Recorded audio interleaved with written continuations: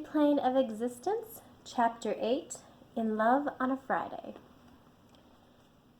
Kat didn't bother talking to her mom or explaining anything. Safe in her room, she pulled off her black clothes and piled them in a laundry basket. She reeked of incense and cigarettes. She was exhausted, and she didn't want to talk about the fact that Delia had caught them drinking from the garden hose. How weird was that? Something spooked us in the woods, and we just ran so fast, Jenna explained, a quick liar.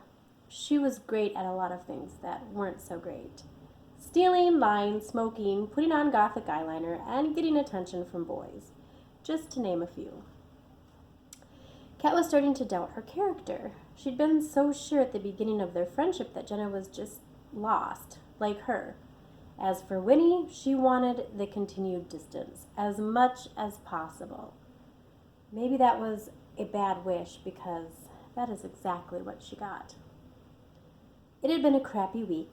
They dabbled with dangerous magic. Her parents were still traveling down the road of misery, which ended in divorce, and Jenna and Winnie were tight again. It seemed like the only thing they did was make the trees shake the acorns from themselves. She would be supremely happy if that was the only mess they'd made. Janet was anxious to get back to Shrinington and perform a healing spell on her mom.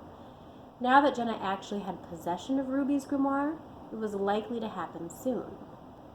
She rambled on and on about it while she and Kat were hanging out at her locker. I just think we should either try it this Friday or maybe on a Saturday or something. I have to work Friday night, but I'm off at like 8, so you could just tell your mom you're going to stay over at my place, and then we can just go and do it. Kat nodded her head in agreement. Yeah, sure, that could work. I think my mom will let me. Jenna was momentarily distracted by a cute senior that she winked at. He stumbled over someone in front of him and dropped his books. Did you see that? She chortled. Anyway, if you can't get your mom to let you sleep over, you're just going to have to sneak out. Kat shrugged her shoulders. I'm sure it will be fine. Do you know what spell you want to try? Jenna nodded. I've found a couple. The one I think I'm going to use requires her hair, and we have to make a puppet. It's kind of like this old wax doll thingy that represents her. Kat was intrigued. How are you going to do that? Jenna thought quizzically about it before answering. I think I'm going to melt down a candle in a saucepan and then try to shape it into a human figure when it cools. You want to come over and help? Before she could reply, Jenna saw Winnie walk past her and left her locker to go talk to her. Kat shut her locker for her and took off to class. The idea of doing the spell on a Friday made Kat nervous. Of course she wanted to help Jenna and Jet, yet she was scared that they would stop practicing altogether after the spell was done. The once reluctant witch now wanted to try some of Ruby's spells more than ever. She was growing more confident in her solo abilities, but she knew that the best magic was always done in a circle. It was another lunch where Jet wasn't around, and she couldn't stomach sitting there as Madison's target. Even though she'd set a deafness spell on herself, she couldn't stop Madison and crew from pelting things at her. In addition to the one-way food fight, it was a favorite game of theirs to flip her the bird incognito. Then they would giggle in amusement at Kat's disgust. She headed to the library and plopped down on the beanbag chairs in the back. Flipping open the red candle and the white candle, she tried to memorize the spells and take note of any supplies she'd be needing. Botany would be a good thing to take up. It is a good thing her mother was a skilled master gardener. Kat wasn't aware that anyone was watching her, so she was surprised when Dylan Matthews sat down directly across from her. Dylan was a skateboarder. He always had scabs on his elbows and looked dirty. The knees in his baggy skater jeans were all ripped up, and a chain wallet hung from his back pocket. He finished off his look with an ugly flannel over a Nirvana t-shirt. When she lifted her head from the book, he smirked at her with a charming half-smile. "Hey," was the only thing he said. Then he flipped to an open comic book and started reading aloud to himself. Kat was annoyed. "Do you mind?" It came out ruder than she intended. "Oh, I'm sorry. Am I bothering you?" he asked her sarcastically.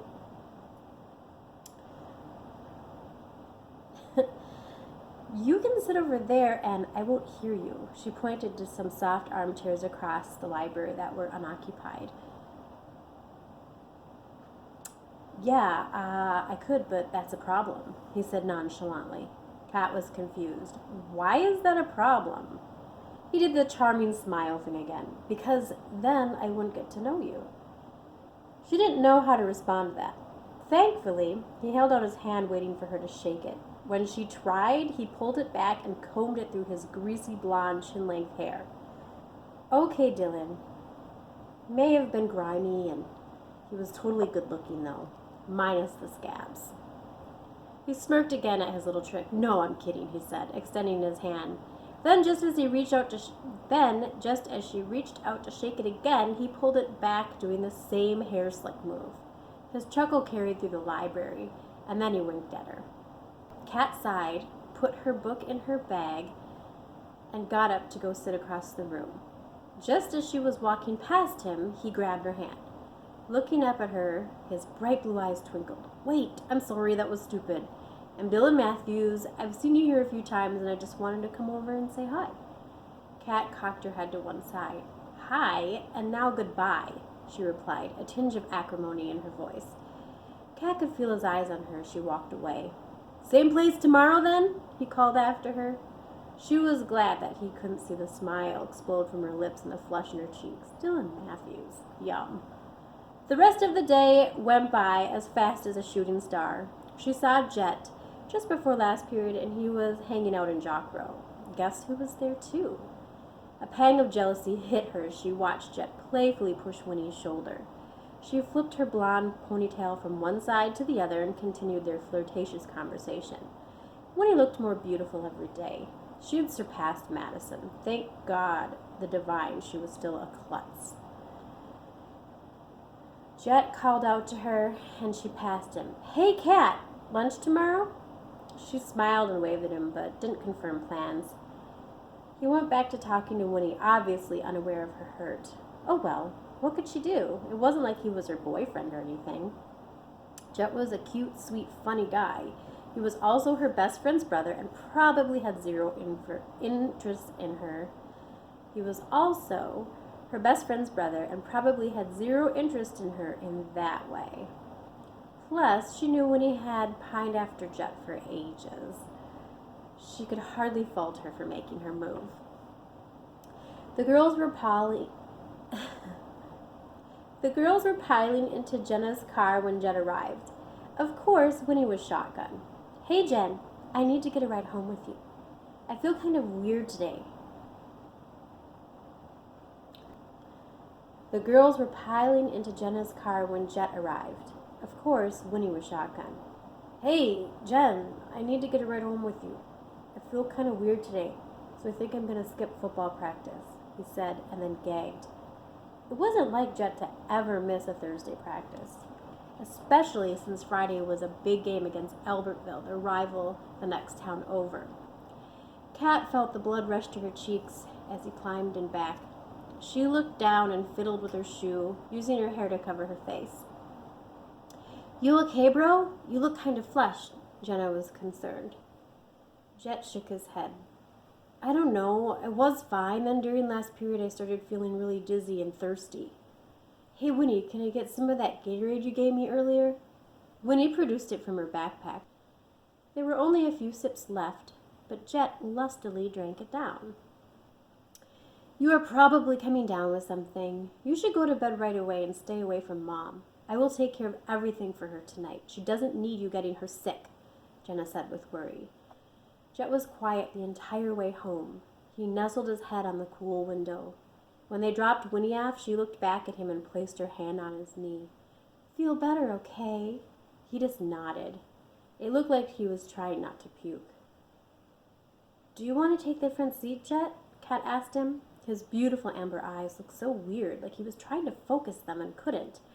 His pupils were so large, there was only a thin ring of iris. Kat could see him searching to find her face. No, I'm just dizzy. I don't want to move. I might Ralph all over, he slurred. Kat hopped into the front seat and gave Jenna a concerned look. We'll be home in 10, Jet. Just Please don't puke in my car, 'cause I can't handle that," she pleaded with her brother. He just gave her a weak thumbs up. Jenna turned to Kat. "Do you think you could help me get him up to his room?" "Sure, just go straight home. Don't bother dropping me off," she offered. Jet had a lot of trouble getting out of the car and walking. He stumbled like he was drunk. It took both girls carrying the majority of his weight on their shoulders to get him up the stairs and into bed. Kat and Jenna were winded. "Phew, I didn't know he was so heavy," Jenna said as they got him situated on the bed. He had pretty much passed out. "Thanks for your help, Kat." Jenna was grateful and embraced her in a hug. Jet's room was a typical guy's room. Plaid bedspread and curtains, posters of girls in bikinis on the wall, lots of trophies from football. His clothes were strewn about the floor in messy piles. Kat looked at him sprawled out on the bed. He'd turned over onto his stomach, his mouth hanging open, and a puddle of drool pooled on his pillow. He was still hot. Jenna rolled her eyes and punched her in the shoulder. "Let's go, kitty cat. He needs to rest." She walked Kat to the door, reminding her of their plans. "I will see you tomorrow, all right? Don't forget to ask your mom about staying over." Kat grabbed her bag and headed out the door towards home. Her mind was troubled with the odd behavior of Jet. He had been fine when she saw him in the hallway with Winnie. When Kat was in the door, she saw her mom at the kitchen table. She had tears in her eyes and was poring over documents. She pulled up a chair and just sat down next to her. "You want to talk about it?" Her mom wiped her eyes with a tissue. "Hey, honey, no, I have a lot to think about. I want you to know that whatever happens between me and your dad, that we will be okay." Delia clasped her hands and squeezed. Kat wasn't reassured, but didn't want her mom to know that. She tried to wriggle out of the conversation. "Well, I've got a ton of homework, so I'm going to do that." She started heading up to her room, but then remembered to ask Delia if she could stay at Jenna's tomorrow. "Mom, do you think it'd be okay if I stay at Jenna's tomorrow night? She wants to have a slumber party with me and Winnie. We're going to watch some scary movies since Halloween's coming up." Her mother was weak and distracted. If she didn't say yes now, she would never let her. Delia looked up from her mountain of paperwork. "I guess that would be fine. It will give me more time to go over this stuff," she said, motioning to the disarray. Kat was genuinely pleased. "Thanks, Mom." And with that, she headed upstairs to do her own mountain of paperwork. Kat was emotionally and physically exhausted. Hauling Jet to his room had made her shoulders sore. She fell asleep in her clothes with her light on, and her math homework didn't get finished. Friday was just miserable. She chilled by her locker during lunch because Jet stayed home from school. He was sick with a virus or something and would have to miss the big game. Winnie wasn't at school either. Jenna ditched her and cut class. Great. Now Kat had to walk home by herself. "I don't even feel like going tonight. Ugh, screw them," she muttered to herself as her black combat boots crunched through the leaves. She was almost home when she heard the skateboard behind her. Guess who? "Hey, hotness," is all he had to say. She liked it but pretended to be offended. Kat turned around abruptly, her dark hair swinging wildly. "Don't talk to me like that," she snapped. "Whoa, chill." Dylan was smug, sexy, and smug. He took off his icky baseball cap that he wore backwards and ran his hands through his greasy hair. "I just wanted to, walk you home. Don't you usually ride with Jenna?" He was disarming, so she put up her best defenses. "Yeah, I usually have a ride, so I don't have to take the bus or skate home," she said too snottily. Jenna had something that needed to be done today, so I chose to walk. She hoped that she had offended him just enough that he wouldn't leave. It worked. "Oh, well, I'm sorry to have bothered such a bitchin' chick," he remarked sarcastically. She turned around and smiled at him, ready to share her crappy day.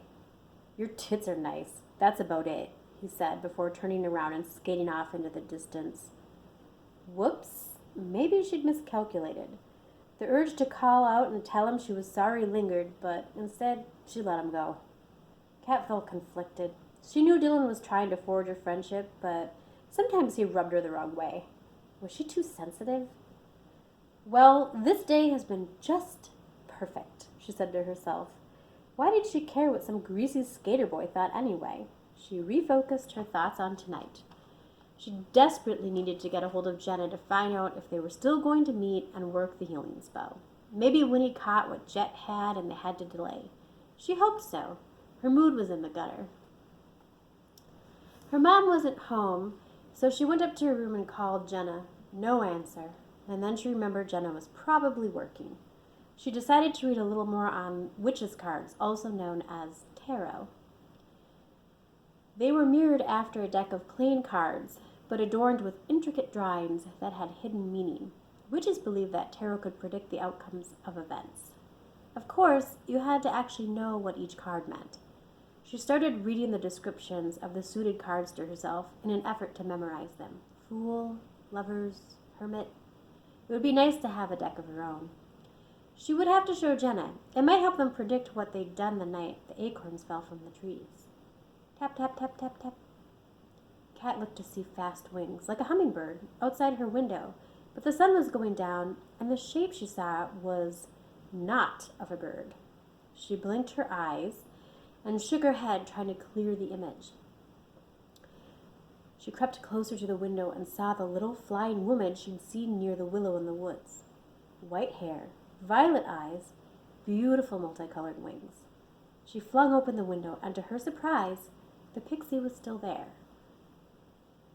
Kat bent so that her face was eye level with what she assumed to be a fairy. She gasped at her beauty and stared at her with wide, fascinated eyes. She was too shocked to speak. The fairy was not. She heard the high-pitched, faint voice speak a broken English in a thick, unfamiliar accent. "They need help," she declared just before flying off. Kat knew where the pixie was going, the willow. Unfortunately, she didn't know whether to follow her or go to Shrinington. "Am I going nuts?" she exclaimed while rushing to pack her backpack with pajamas, candles, incense, matches, and a pair of clothes for the next day. She started wildly talking to herself as she rummaged around her room. "I have to go to Jenna's. What am I going to say? That I couldn't help with the healing spell because I saw a fairy?" she mused. It sounded absolutely ridiculous. And yet it was entirely true. Or maybe not. Maybe she was frigging hallucinating because she caught the crazy eyes sickness that Jet had. She rushed downstairs. Her mom wasn't back yet, so she scrawled a quick note and left it on the table. It read, "At Jenna's and staying over. We'll eat dinner there. See you in the morning. Love you, Kat." She called Jenna one last time before leaving. It was nearly dinner, and to Kat's surprise, this time she picked up. "Linden residence, no, Jet can't come to the phone," she quipped, trying to ward off the flurry of calls from classmates. "Hey, I'm on my way to your house unless we aren't going tonight," or something. Jenna got cheeky with her. "Oh, hey, I'm on the way to your house unless we aren't doing it tonight," or something. Jenna got cheeky with her. "Oh, we're still doing it. Do you want the top or the bottom?" Kat stifled her giggle at her friend's raunchy humor. "Shut up. I'll be there in 5. What happened to you today?" There was a silence for a little bit. "My mom wasn't feeling really good today. Jet called the school to let me know he couldn't get his ass out of bed, so I had to come home to help with Mom. I think it's the first time I legitimately ditched this year. Then I had to work, but Todd let me go early." She sighed in annoyance. "He seems fine now, though," Jenna remarked, an obvious dig at her brother. Kat could see in her mind's eye, glaring at Jet. Then she heard Winnie in the background before Jenna hung up. Kat didn't quite know why, but she felt like she was walking into some sort of trap. Why wasn't he at the football game if he felt better? Kat walked into the house without knocking and silently glided upstairs. The smell of incense was leaking out from under Jenna's doorway, and Radiohead was blaring. Candles flickered, casting shadows on the deep purple walls. Her room was decorated with ornate furniture that she'd painted black. Clusters of blacklight posters with trippy scenes were hung all over the ceiling. To her surprise, Winnie was sitting on Jet's lap and they were kissing. Kissing like how she'd never been kissed. It took all of her strength to not let the devastation show on her face. She quickly wondered if she had a lunch buddy at all anymore. "Oh, hey, Cat," said Jet a little too merrily. "Hey, I see you're feeling better?" she asked, trying to hide her puzzled tone. Winnie took a moment from the makeout session with Jet to rub it in. "Everything's back to normal," she said in a sing-song voice. Normal? Normally, Jet isn't the least bit interested in Winnie. Jenna rolled her eyes in disgust. "You guys are ridiculous." She threw a pillow at them. "Jet, get out! We have stuff we need to talk about." He slid Winnie off his lap and got up abruptly. Before he left, he looked at Kat, and a wave of embarrassment washed over his face. For a split second, she could see the unfazed Jet behind the hypnotized amber eyes. Then Winnie snapped her fingers at him, and he turned to look at her. "Kiss me goodbye," she ordered. He bent down and gave her an awkward peck before wiping his mouth with the back of his hand and leaving the room. Jenna turned to Winnie. "This is just too weird. I know you look different now, but he's always despised your personality." Winnie screwed up her face and retorted, "I guess outer beauty really is more important." Kat was nauseated about the whole situation, so she quickly changed the subject. "Well, Jen, did you get all the stuff we need to make the poppet?" Jenna produced a small white wax figure from a shoebox under her bed. The top of the poppet had strands of her mother's hair. "I made it today while she was napping. It is a little crude, but I think it will do," she explained. Jenna flipped open Ruby's grimoire to the healing spell. "It says that I have to carve my mother's name in the poppet with the point of my wand, and we need to use some of the Moon Mother anointing oil." Kat looked over her shoulder and read the ritual and spell. It wasn't complicated, but it would take some time. "Well, should we get going, or are we going to sit here all night?" Winnie piped up. She scooted off of Jenna's antique black fainting couch and started gathering up her coat and bag. The girls headed downstairs quietly. Jenna's mom was sleeping in her recliner, and the TV was still blasting. Jet was nowhere in sight because he was up in his room sulking about missing the big game. Jenna didn't bother to inform him that they were leaving. He passed the football back and forth from his right hand to his left hand, deep in contemplation about his newfound attraction to Winnie.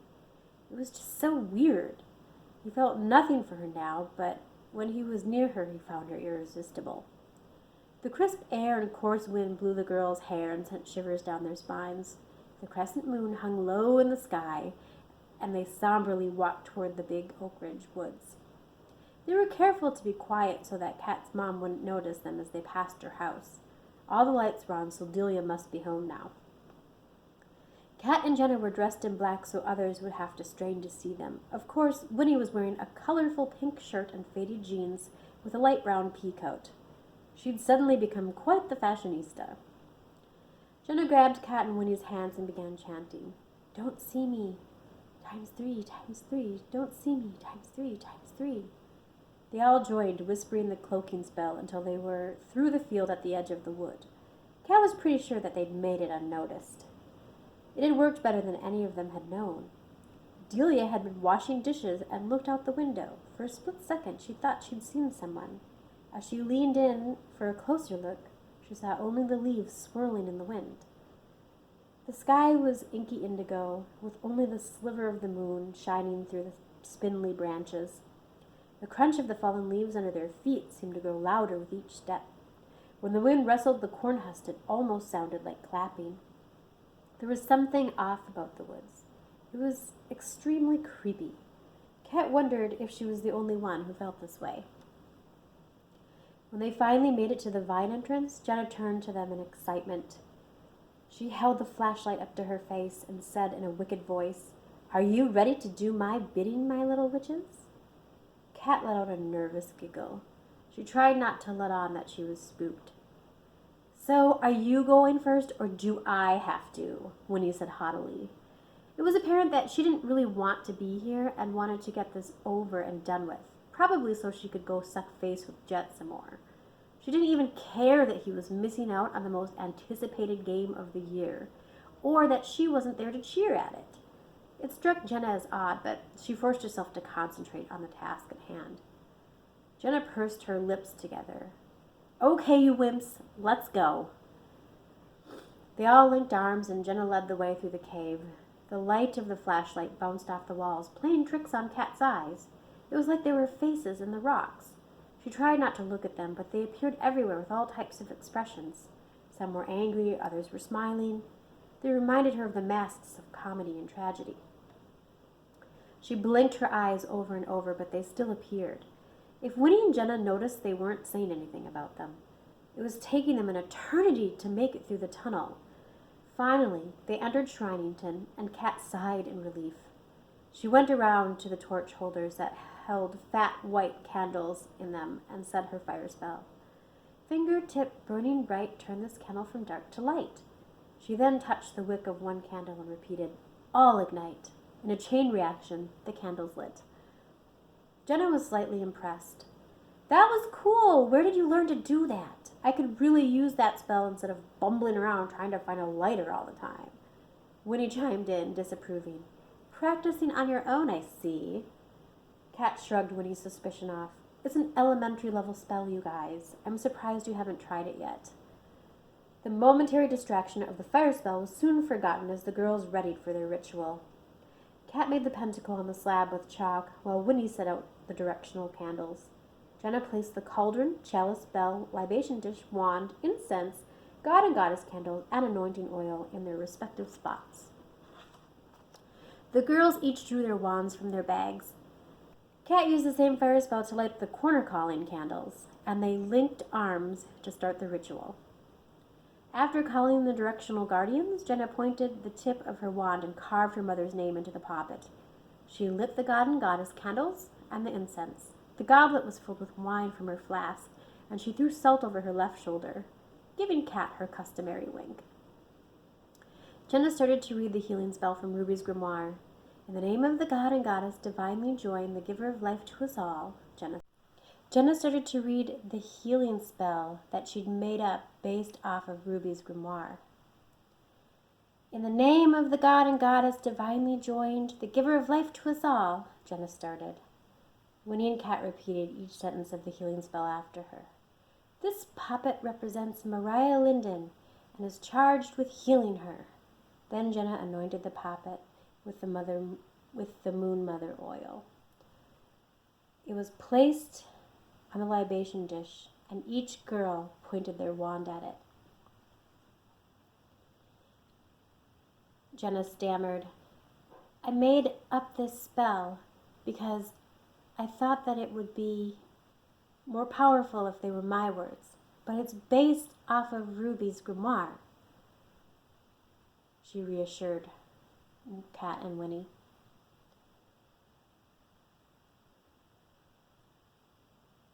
Then Jenna continued, after her brief explanation. "Magic mend this woman from illness as each candle burns," Kat and Winnie repeated after her. "May her sickness end and her health return. May her sickness end and her health returned," they chanted again. They repeated the spell thrice with intensity. When finished, Kat rang the bell 7 times, and Jenna passed around the goblet of wine, and they lustily gulped it down. 3 sips each for a total of 9, the number of divinity. The girls didn't leave right away after the spell like usual. Instead, they lit a small fire made of leaves. The magic they'd used to light it made it burn much longer than was natural. Sitting around the fire, they passed the flask of wine and discussed other magic they wanted to try. It was growing cold and late. After a rare evening of merriment, they decided to head back to Jenna's house to crash. As their little coven trudged back through the forest, Kat didn't notice the eeriness as much. Maybe it was the wine or the good spirits of doing the healing spell together. Jenna squeezed her hand as they plodded along. Winnie was trailing them, complaining about the dark and cold in the background. "Do you think it worked?" Jenna asked, her voice just above a whisper. Kat didn't know for sure, but she tried to sound confident. "We gave it our best shot, and we know we have the ability to do magic. I'm optimistic." Jenna smiled. "Me too." Emotionally exhausted from the day's events, Kat hastily undressed and put on her most comfortable PJs.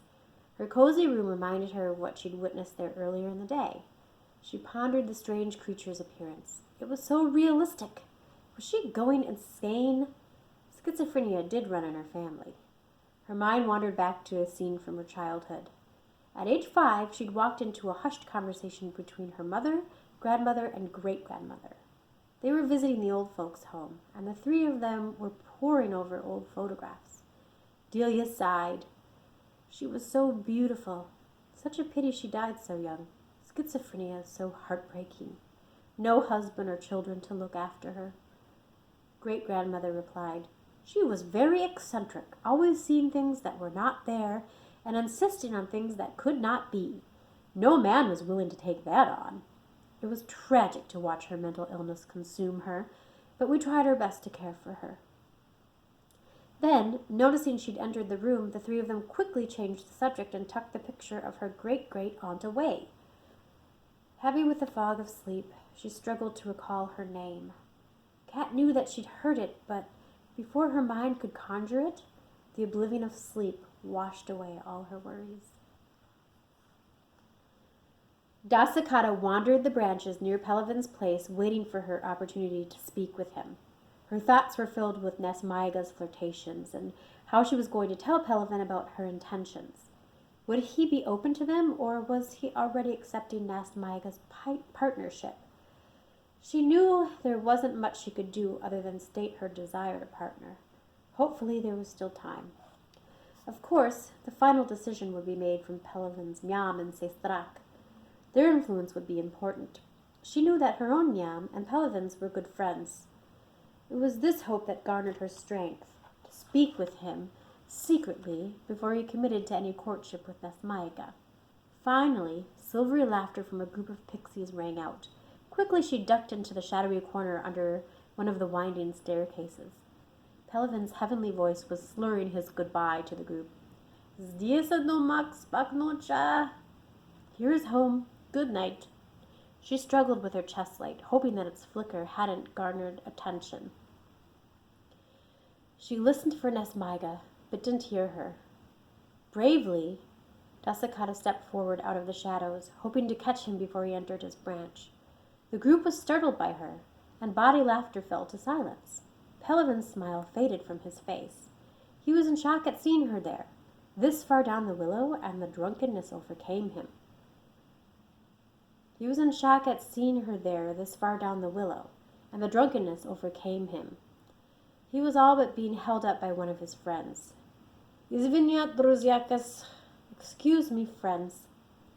He stumbled away from the friend he was using as a crutch and reached out for her. The group of freshly sobered pixies left them alone in an awkward silence.